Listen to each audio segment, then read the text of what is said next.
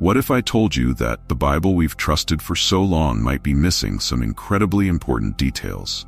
Secrets about the creation of the world, the lives of the patriarchs, and even the very laws of God himself. The mysterious book Jubilees, preserved in the Ethiopian Orthodox Bible, claims to contain hidden stories, reveal forgotten truths, and even challenge the way we understand sacred time. Yet, this book has been banned in most Christian churches around the world. Why is that? In today's video, we'll explore the Book of Jubilees, also known as the Little Genesis, and uncover why its deep secrets about angels, heavenly time, and even the sacred calendar were excluded from the mainstream Bible. Could this be the truth that the church doesn't want you to know? Make sure to watch the entire video to uncover all of these secrets. Don't forget to hit the subscribe button and turn on the notification bell so you don't miss our next videos. And if you have any thoughts on the Book of Jubilees or these forgotten secrets, please share them with us in the comments below. Don't forget to like this video if you find the content interesting. For centuries, millions of people around the world have attentively listened to the story of Genesis in the Bible. They know about God creating light and darkness, land and sea, all living creatures, and finally, humanity. It's the story of beginnings, of the universe, and everything that exists within it. But have you ever wondered, is there something hidden behind the story we've become so familiar with? Imagine a different version, a story that not only recounts the creation of the world, but also expands our understanding of how the universe operates. The Book of Jubilees, also known as the Little Genesis, reveals a completely different, deeper, and fuller picture of creation. According to Jubilees, when God created the world, He didn't just create light, land, sea, and life. He also established an absolute structure for time. From the very beginning, time was not something that humans invented. It was a divine system set by God himself, a perfect solar calendar, overseen by angels in heaven. These angels were not just messengers. They were also managers of the cosmic cycles.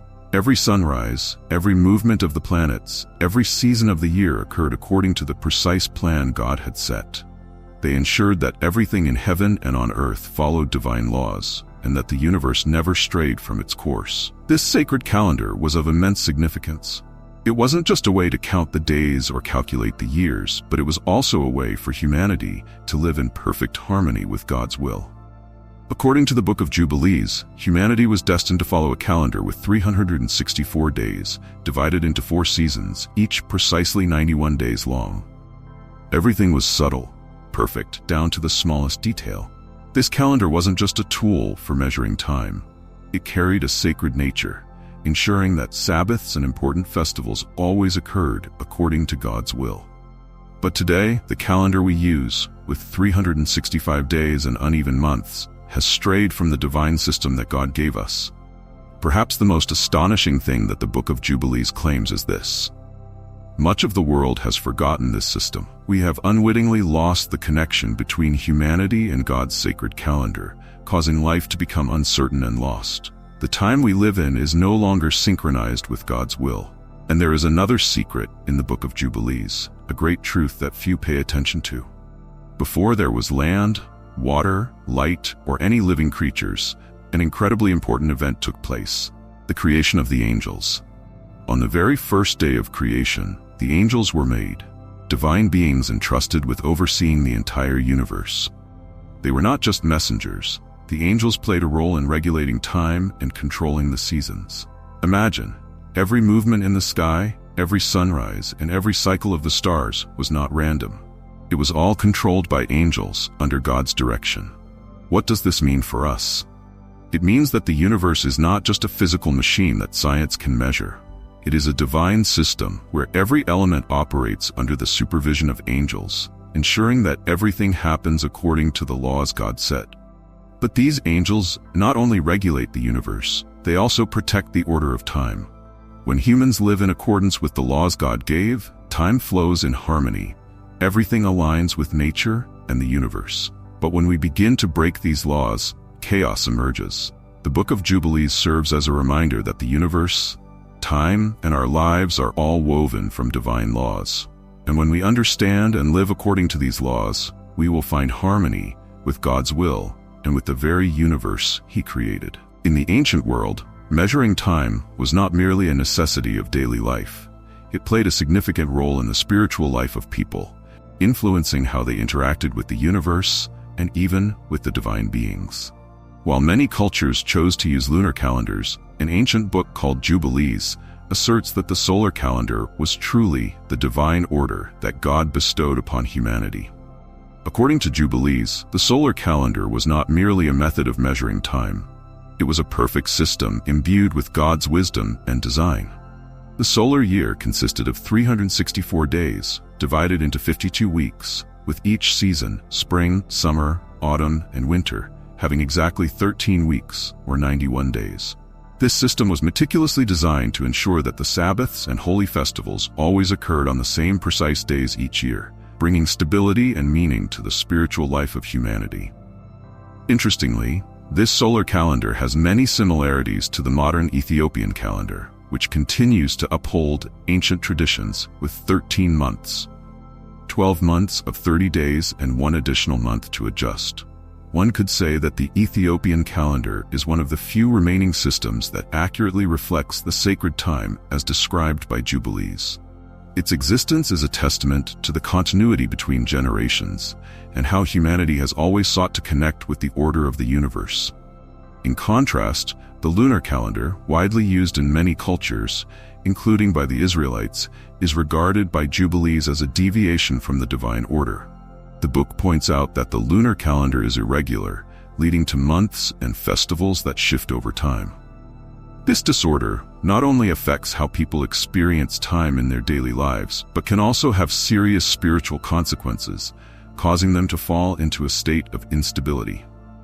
Jubilees warns that following the lunar calendar can lead to disorder in the soul and in life. When people live according to an inaccurate cycle, they may lose their connection to the divine order that God has established. The imprecision in measuring time can make people feel lost, as if they are living in a world where everything is chaotic and uncertain. When we combine these insights, we can see that the choice between the solar and lunar calendars is not just a matter of timekeeping. It is a profound reflection of how humanity perceives its place in the universe and its connection to the divine laws set by God. It serves as a reminder that time, when measured correctly, is not just a tool but a part of spiritual life, helping people live in harmony with God's will and with the cosmic order He has created. The Book of Jubilees is not merely a historical record.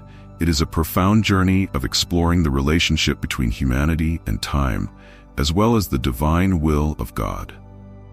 According to this book, following the lunar calendar is not just an error in timekeeping, but also reflects a lack of adherence to what God desires for us. This deviation can cause people to drift away from the divine order that He established from the very beginning. Jubilees encourages us to return to the solar calendar, a schedule that God has perfectly arranged, in order to restore harmony with the sacred rhythms that have existed since the creation of the world.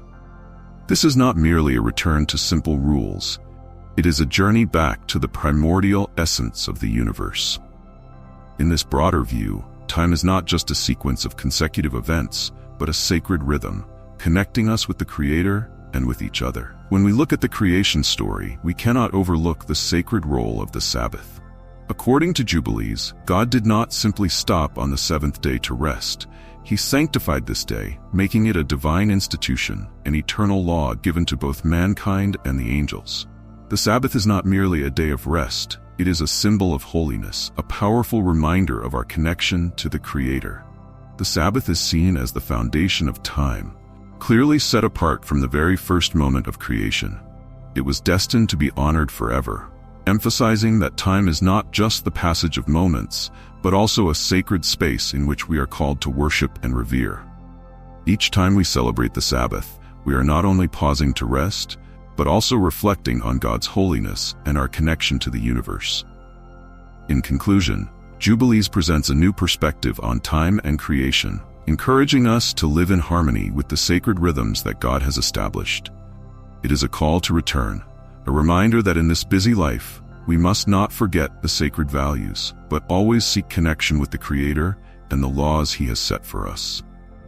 In the Book of Jubilees, we see that Adam was created on the sixth day, just as recorded in Genesis. However, what's interesting is that this book doesn't stop there. It expands the story of Adam, bringing a deeper layer of meaning to his relationship with the Creator.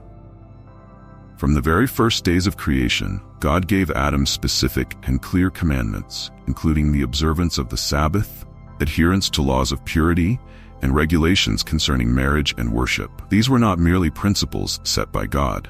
They were an important part of the covenant that He established with humanity.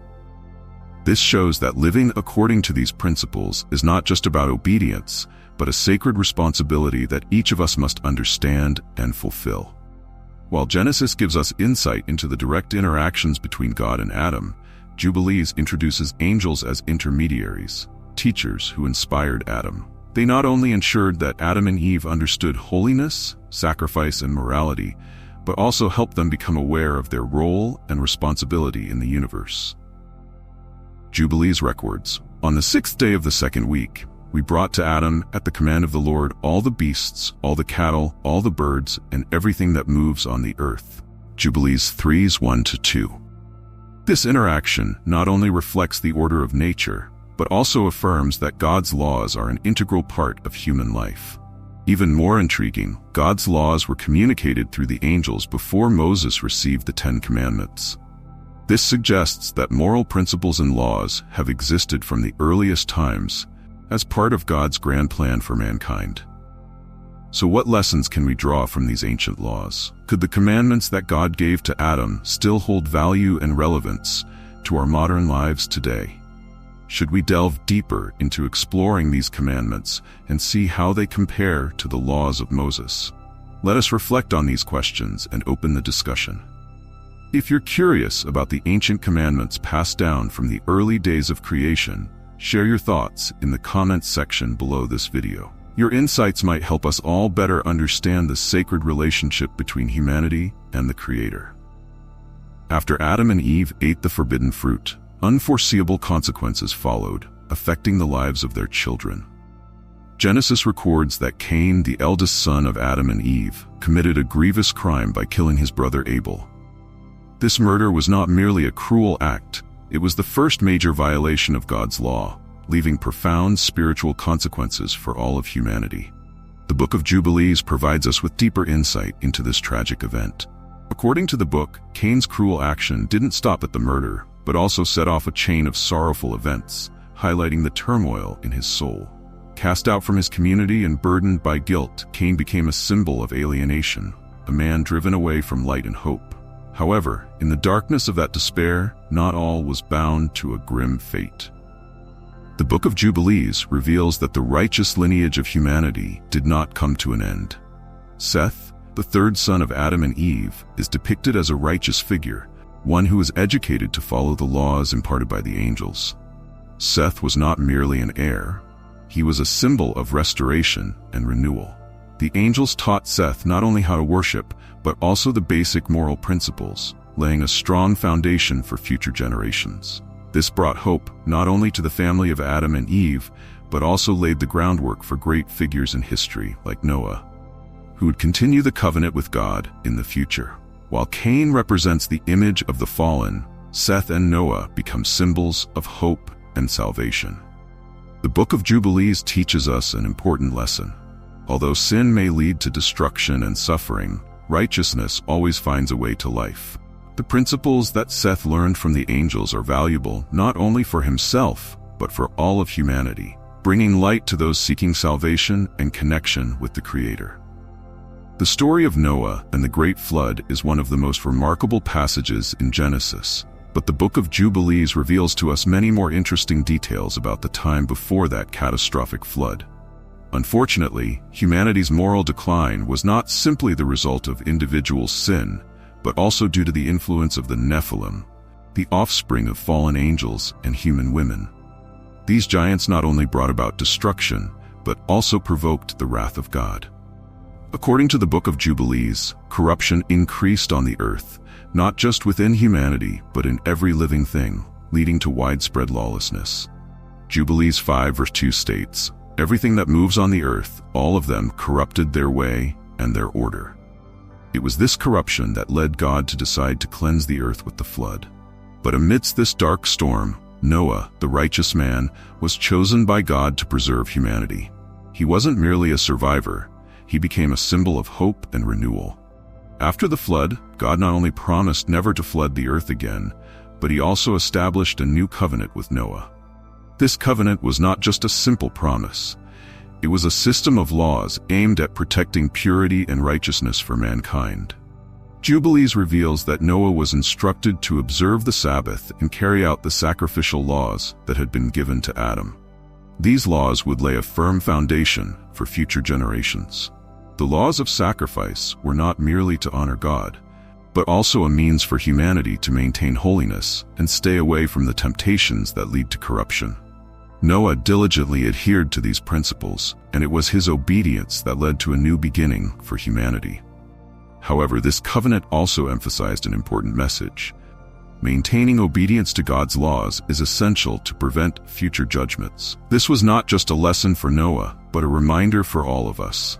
Reflect on the importance of obedience and the principles that God has given to humanity. Are we following those commandments in our daily lives? Share your thoughts in the comment section below this video. In Genesis 12, we witness a powerful call from God to Abraham. He calls him to leave his homeland and embark on a new journey to the land of Canaan. However, the Book of Jubilees does not stop at simply recounting that call. It unveils a deeper picture of Abraham's childhood and experiences. Abraham grew up in a family that worshipped false gods, where his father, Terah, led the people in the veneration of lifeless idols. In the midst of this atmosphere of fanaticism, Abraham couldn't help but ask a profound question. "Father, what is this idol that you worship?" The image of a brave young man willing to question his father is not just an act of defiance, it is truly the beginning of a revolution of faith. Through his questions, Abraham realized that these idols were nothing more than images made of stone, with no power to save or bless humanity. His resolve represented a complete rejection of the erroneous practices around him, affirming his position as a person of unwavering faith. Abraham's struggle was not only internal but also erupted outwardly. His act of rebellion in burning the idols in front of everyone marked a turning point, not only for himself but for the future of all humanity.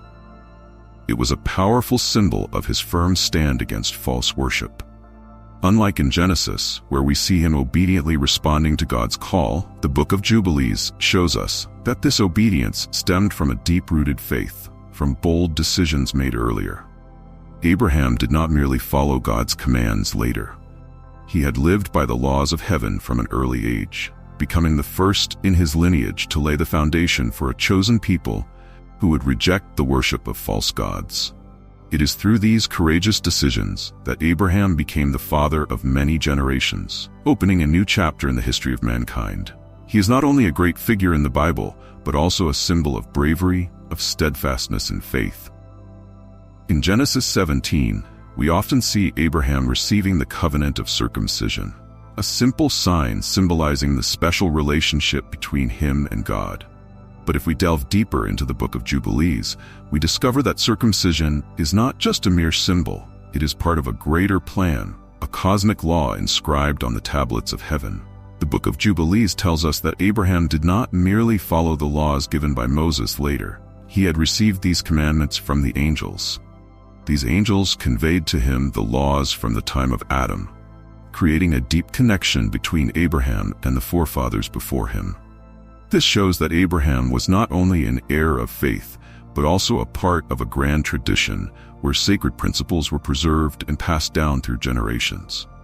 Abraham was taught about the Sabbath, sacrifices, and other purity laws that God had shaped for humanity. These laws were not just rules that he had to follow.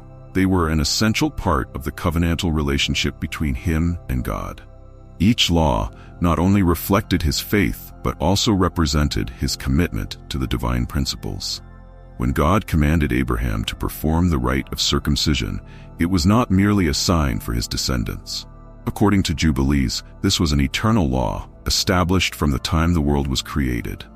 Circumcision became a symbol of loyalty and obedience, not only to God but also to the universal laws that had been inscribed. This covenant, written on the tablets of heaven, was not just God's blueprint for creation, but also dictated human life. It governs both angels and applies to all generations, forever. In Genesis 22, we witness one of the greatest tests that God placed before Abraham, asking him to sacrifice his son, Isaac. This was not only a profound moment of testing Abraham's loyalty to God, but also carried a deeper symbolic meaning about the battle between good and evil. According to the Book of Jubilees, this test was not merely a simple command, but was suggested by the angel Masta, a figure often seen as a symbol of evil. Masta not only wished to see Abraham fail, but also wanted to prove that human loyalty could waver under severe temptation. This test became a symbol of the great conflict between good and evil. As Abraham prepared for the sacrifice, the angels intervened to protect him and his son. They watched the battle between Abraham's loyalty and the temptations caused by Masta. At the climactic moment, when Abraham was ready to carry out God's command, divine intervention appeared as a light in the darkness. God said, "Do not lay a hand on the boy, and do not do anything to him, for now I know that you fear God." These words were not only a warning, but also a strong affirmation of Abraham's loyalty, rising above all temptations and trials he faced.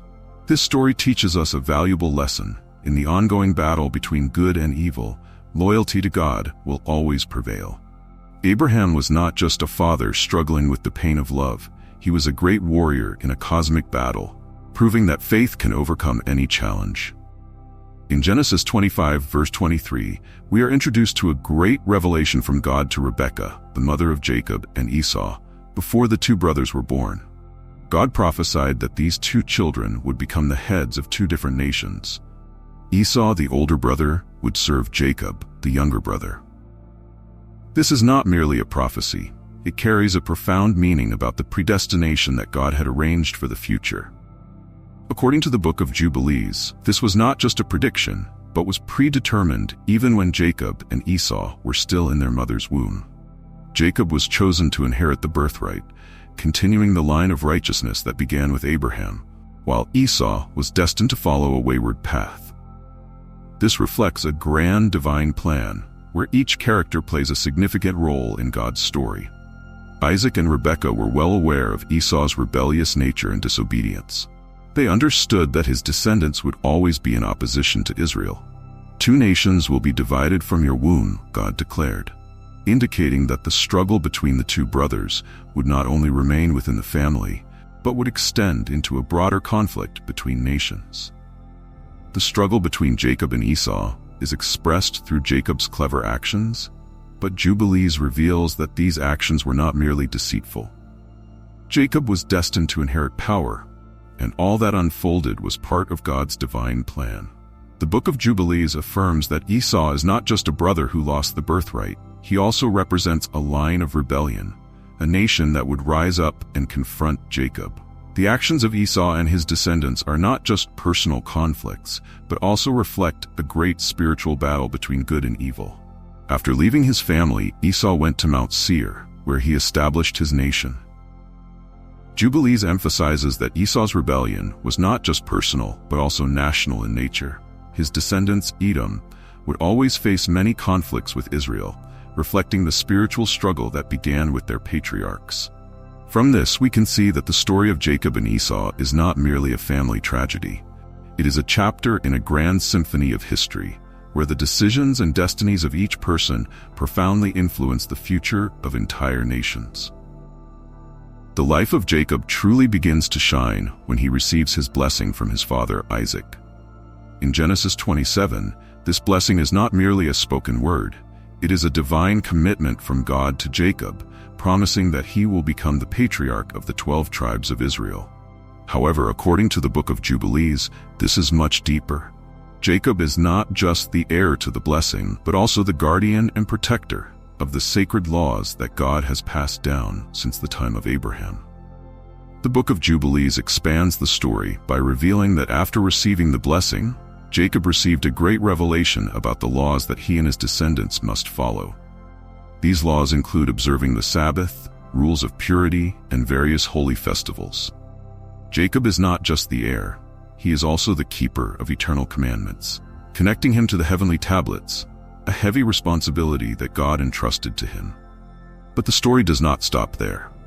The Book of Jubilees does not merely focus on the struggle between Jacob and Esau, but also expands it into a macro view of the conflict between nations. The descendants of Esau are not just personal enemies of Jacob. They represent rebellion, a force that will always stand against God's chosen people. This is not just a personal battle, but a great struggle between righteousness and rebellion, between Israel and Edom. This struggle is depicted in Jubilees not only as territorial conflict, but as part of a greater cosmic battle. The hostility between Jacob and Esau, between Israel and the nations that arise from Esau, symbolizes the fight between the forces of good and evil that the Bible emphasizes. It is a conflict that occurs not only on the earth, but also exists in spiritual dimensions, where loyalty and betrayal, righteousness and rebellion constantly confront one another. With each step Jacob takes, he does not just represent a lineage, he carries a divine mission, fighting not only for himself, but for all of humanity in the battle between good and evil. His life is a testament to the power of faith and resilience in the face of challenges. And it serves as a great lesson for us about the role of each individual in God's marvelous plan. In Genesis, we are introduced to the rich and diverse life of Jacob, who has deep relationships with Leah, Rachel, and their maidservants. These relationships contributed to the birth of his 12 sons: Reuben, Simeon, Levi, Judah, Dan, Naphtali, Gad, Asher, Issachar, Zebulun, Joseph, and Benjamin. However, according to the Book of Jubilees, the birth of these sons was not merely the result of personal relationships. They were also part of God's great plan, with each son born at the appointed time that God had ordained, demonstrating that they were all chosen for a high divine purpose. One of the most notable stories is that of Reuben, Jacob's firstborn son. Reuben's life takes a significant turn when he makes a grave mistake, losing his birthright due to his wrongdoing. In Genesis 49:4 we see this loss, but Jubilees 33:10 expands on this, showing that it was not only a personal failure, but also a violation of the sacred laws that God had established. When Reuben lost his inheritance, Judah emerged as part of God's eternal plan, chosen to be the new leader. At the same time, the tribe of Levi was set apart to assume the priestly office. Exodus 28 refers to Moses and Aaron as descendants of Levi, but Jubilees emphasizes Levi's role not only as a tribal duty, but also as an essential part of God's plan from very early on. In the Book of Jubilees, Levi is described as the spiritual leader of the tribes, a bridge between heaven and earth. He not only performs rituals, but also ensures that the sacred laws are upheld, reflecting a cosmic order that God has established. Levi's role was predetermined long ago, with his name recorded on heavenly tablets before his office was formalized during Moses' time. The priestly office of Levi reflects not only historical events, but also part of a divine plan that God intended. He and his descendants not only performed rituals, but also played a crucial role in maintaining the sacred relationship between the people and God. This is a great responsibility that God entrusted to Levi, affirming his importance in the history of the people of Israel. In Genesis, we witness Jacob, who carries the bloodline of the patriarch Abraham, along with his 12 sons, creating a great legacy. They are not merely characters in a fairy tale. They are indeed the leaders of the 12 tribes of Israel, each carrying a distinct mission. As they settle in the Promised Land, a new chapter in history begins, but their story is far from over. Moving into the Book of Jubilees, the roles of the tribes are clarified more than ever. They are not just mere inheritors of the land.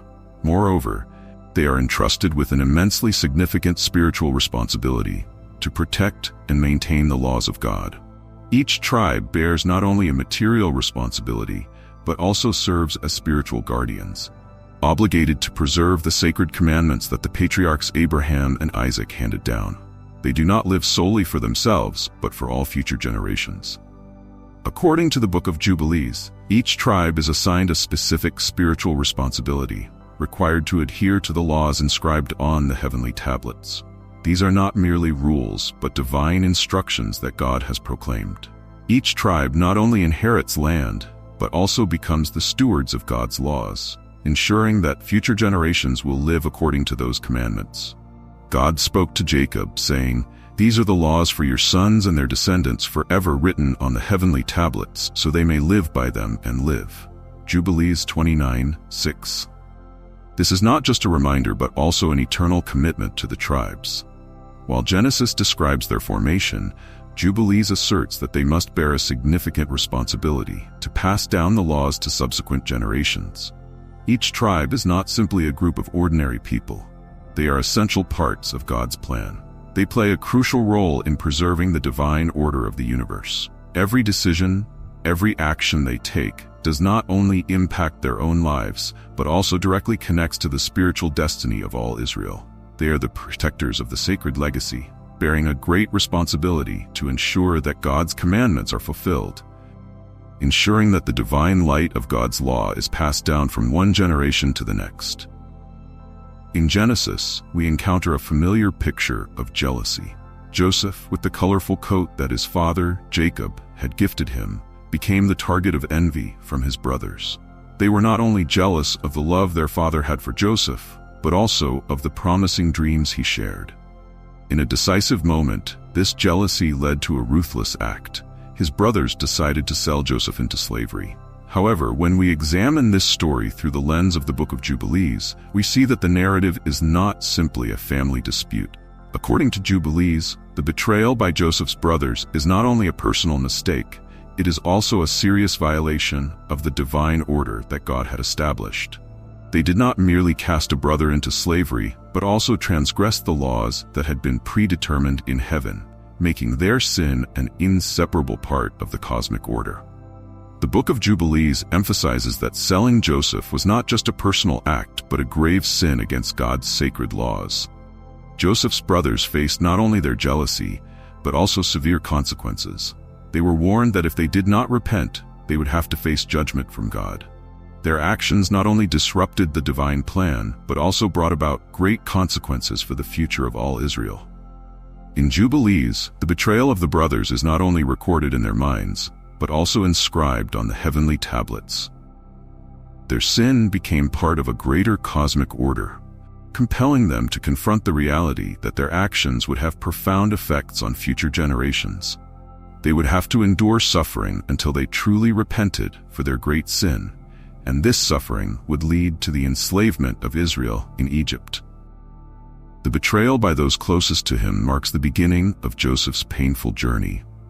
In the book of Genesis, Joseph is depicted as a young man with a colorful coat that his father, Jacob, had gifted him. This coat symbolizes not only love but also made Joseph a target of envy from his brothers. They not only hated the love their father had for Joseph, but were also envious of the promising dreams he shared. As a consequence, in a decisive moment, they pushed him into a challenging journey. When viewing the story through the lens of the Book of Jubilees, we realize that Joseph's journey is not just a series of random events. Jubilees expands this narrative, showing that his rise in Egypt was not solely due to personal talent, but also part of a divine design recorded on the heavenly tablets. Joseph, with his miraculous ability to interpret dreams, advanced in Egyptian society under the guidance of angels, who not only protected him but also directed him in every step. From the moment he was sold into slavery, angels sent by God came to protect Joseph, ensuring that his destiny would be fulfilled. Every step he took was carefully orchestrated, with angels watching over him and thwarting any threats, helping him maintain his faith in the most difficult times. Joseph was not merely a freed slave, he was a redeemer, chosen by God to lead the people of Israel out of famine. His advancement in Egypt not only saved his family, but also prepared for the great exodus when the nation of Israel would be freed from bondage.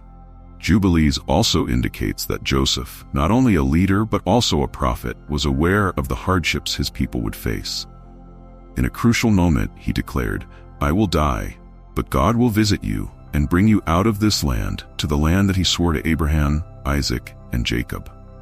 This was not just a promise, but also a powerful statement of hope and the future that God had prepared for the people of Israel. When a new Pharaoh arose who did not know Joseph, the enslavement of the people of Israel began. But as Jubilees records, this was not a coincidence. It was part of the great redemptive plan that God had foretold.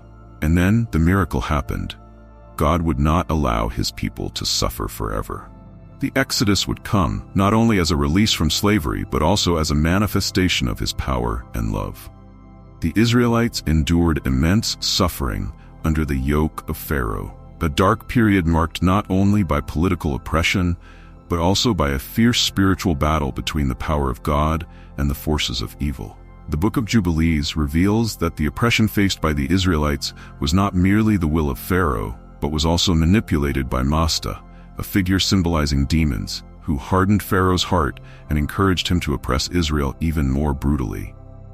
The angels sent by God were not only there to protect his people, but also to engage in this spiritual battle against evil forces. As recorded in Jubilees 48:9, the prince of Masta stood against them, seeking to destroy them with cruel slavery.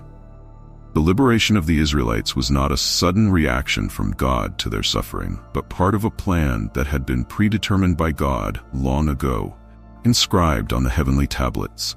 The 14th day of the first month was not just an ordinary point in time, but a historical moment predestined in God's great redemptive plan. On the 14th day of the first month, the Lord will bring Israel out of Egypt. This event had been awaited since the creation of the universe and marked a significant turning point in the journey of the nation of Israel. The Exodus is an inseparable part of God's redemptive plan. Every step taken by the Israelites, from their time as slaves to their liberation, was carefully orchestrated to bring them closer to God's purpose. The plagues in Egypt, prominently recorded in the Book of Exodus, were not merely miracles to punish Pharaoh, but also testimonies to God's supernatural power, shattering the evil forces that dominated the land of Egypt. Plagues such as the Nile turning into blood, frogs overwhelming the land, and darkness covering the nation were powerful manifestations of the battle between God and malicious supernatural forces. In Jubilees, this struggle occurred not only between Pharaoh and God, but also between God and evil powers like Mema, who represents Satan. He and the fallen angels hardened Pharaoh's heart, causing him to increase the suffering of Israel and obstruct their liberation. In this context, Pharaoh was not just a hard-hearted individual, but also a tool of evil forces, a puppet in the hands of Mema and the divine powers of Egypt. The 10 plagues unleashed upon Egypt were attacks targeting the deities of Egypt, the evil forces behind Pharaoh. Each plague was a testament to God's supreme power, and each miracle was a direct confrontation with the forces opposing his plan. Jubilees emphasizes that the Exodus was not merely a liberation from slavery, but also a victory of God over all dark powers in the universe. The Book of Jubilees also reveals that the timing of the Exodus was predetermined on the heavenly tablets. This liberation was not a series of random events, but part of a plan that God had prepared beforehand. Every suffering that Israel endured had a purpose within his great plan. On that fateful day, the 14th day of the first month, the rescue took place, and the entire universe witnessed this event. Not merely a release from slavery, but the glorious triumph of God over the evil forces that sought to thwart his plan. The Exodus was not just the escape of the Israelites from Pharaoh's hands. It was a symbol of God's victory over the forces of evil throughout the universe.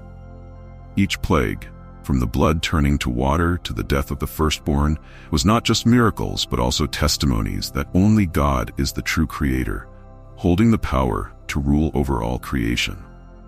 The journey of the Israelites, from being slaves to their liberation, is a testament to the infinite power of God, and the first step in the liberation journey that he had ordained for this nation since the dawn of creation. In the biblical tradition, the story of Moses receiving the law from God on Mount Sinai is one of the greatest moments. However, few question whether these laws were created at that moment or had existed beforehand. The Book of Jubilees reveals a remarkable cosmic secret. The law of Moses was not established at Sinai but was inscribed beforehand on the heavenly tablets, a record from God of eternal laws that have existed since the formation of the universe. These heavenly tablets are not only for humans but also govern the angels and the entire universe. What Moses received at Sinai was merely a relaying of this divine plan that had already been predetermined. In fact, these laws have existed since the beginning of creation, not only for the Israelites but for all humanity. The Book of Jubilees also reveals that the ancestors of the Israelites, Abraham, Isaac, and Jacob, followed these laws long before Moses was born. For example, Abraham observed the Sabbath, followed dietary laws, and performed sacrificial rituals, practices that would later be reiterated to Moses. This indicates that the law of Moses is not new, but a reiteration of ancient laws that had already been practiced.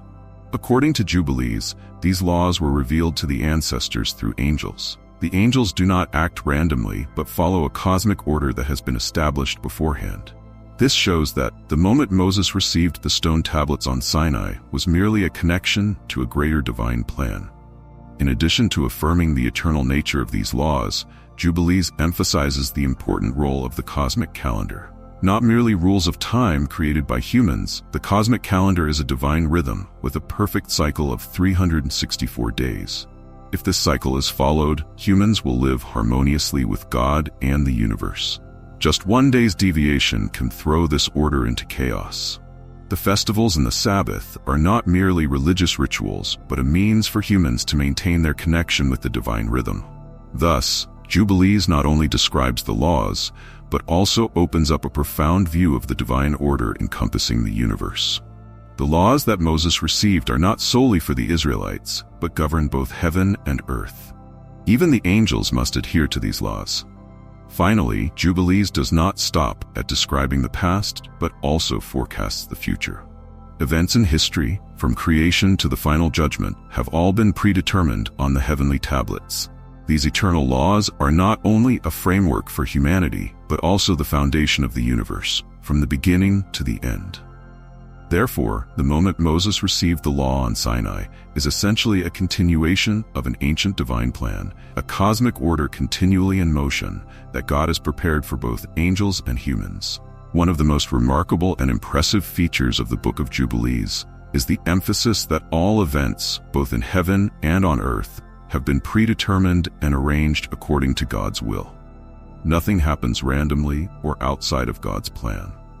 According to the Book of Jubilees, from the creation to the destiny of the people of Israel, every moment in their journey, from rebellions, times of exile to redemption and restoration, has been recorded on the heavenly tablets long before the world was formed. No event occurs by chance. All unfolds according to the divine plan that has been predetermined.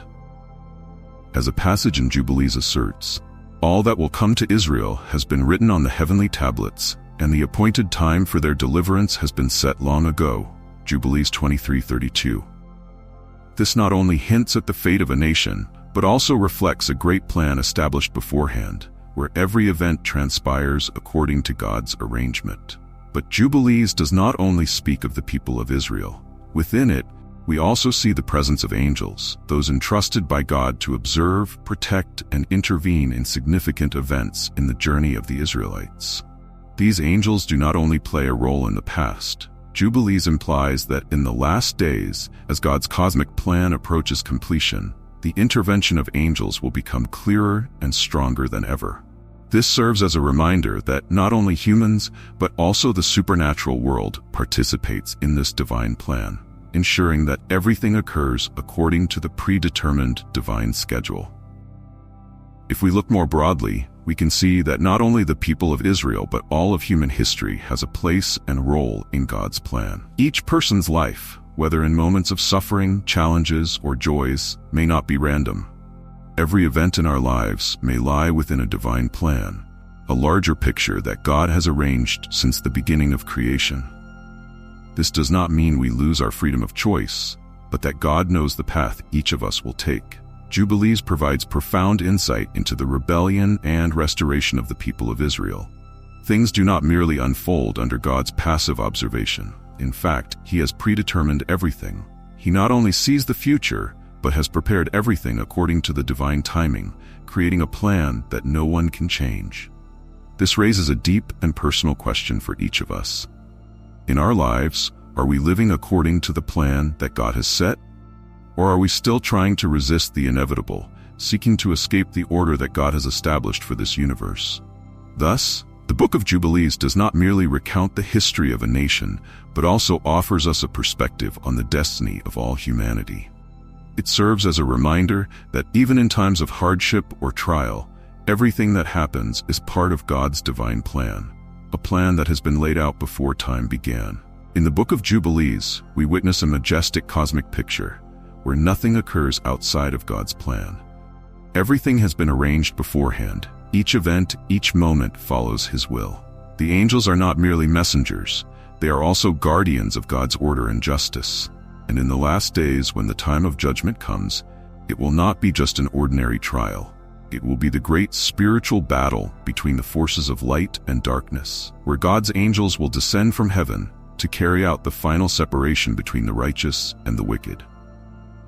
These angels play a crucial role in God's plan of salvation, not only as executors of punishment, but also as protectors of justice, bringing deliverance to those who remain faithful to His sacred law. This is not just an image of punishment and destruction, but also a promise of hope for those who hold firm to God's promises. This encourages us that, in the end times, the angels will stand with the righteous, protecting them from dark forces and ensuring that righteousness prevails. The Book of Jubilees also presents an eternal vision of the ongoing struggle between good and evil.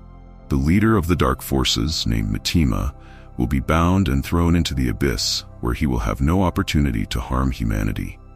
This powerful image illustrates the ultimate defeat of darkness, as it can no longer influence humanity, and forgiveness will no longer be extended to the wicked. In this overarching picture, those who are faithful to God's commandments will be gathered together, protected in His loving embrace, awaiting the day when God establishes His kingdom on earth. However, the restoration of Israel mentioned in the Book of Jubilees is not merely the return of a nation. It is a profound spiritual renewal.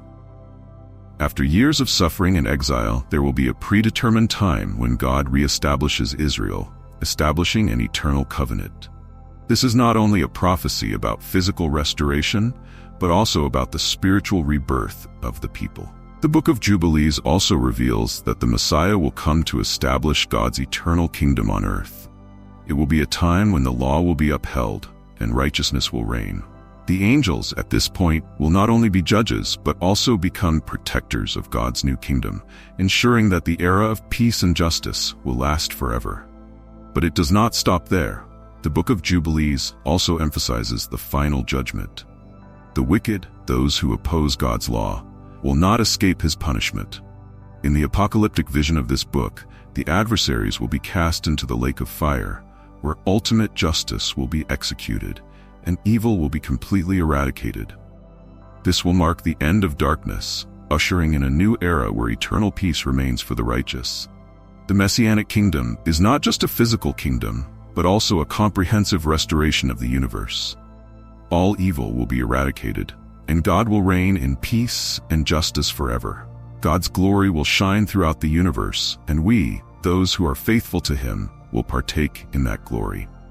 Ultimately, the Book of Jubilees is not just a story of judgment and punishment, but also a hopeful vision of redemption, of a radiant and glorious future. It is a powerful reminder that, no matter how much the world may change or shake, God's plan remains steadfast and will be fulfilled at the right time. The restoration of Israel and the reign of the Messiah were long predetermined on the heavenly tablets, and it is God's promise for those who trust and follow Him. Share this video with those who share the same passion for exploring the prophecies and cosmic plan of God.